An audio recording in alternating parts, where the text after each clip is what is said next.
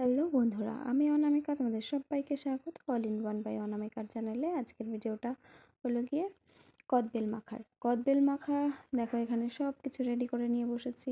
দুটো কদবেল, এখানে আছে ধনেপাতা, লেবু পাতা, কাঁচা লঙ্কা, লেবু, তার সঙ্গে আরও অনেক কিছু আছে, দিতে দিতে দেখাচ্ছি। মাখাটা আমার বর বানাচ্ছে। তো দেখো, এখানে কদবেলটা নিয়ে নিয়েছি, এবার এটা থেকে ছাড়িয়ে নিচ্ছি।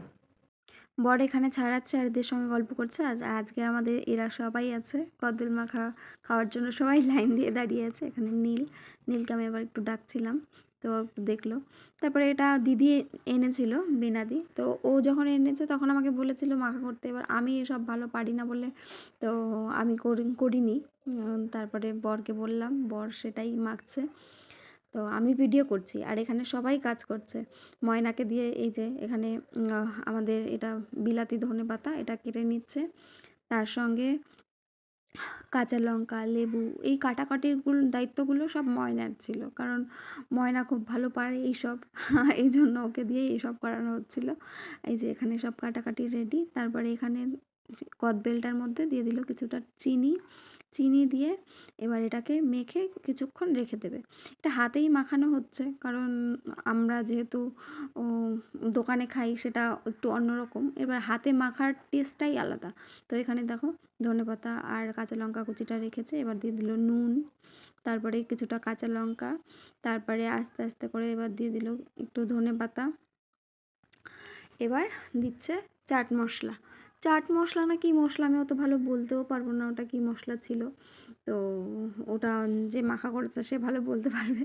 তারপরে এখানে দেখো কি দিয়ে দিচ্ছে, তারপরে দিয়ে দিল সর্ষের তেল দিয়ে এবার এটাকে ভালো করে একটু কাসুন্দ দিয়ে তারপরে ভালো করে মাখা হবে।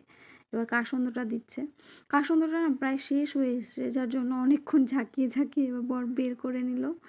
এবার তারপরে দেখো এই যে মাখাটা, লঙ্কাটা একটু নুন দিয়ে গুলে মাখাটা রেডি করে নিচ্ছে।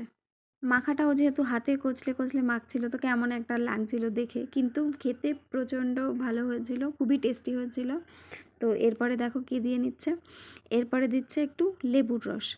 তো লেবুর রসটা দিয়ে আবার মাখা হবে।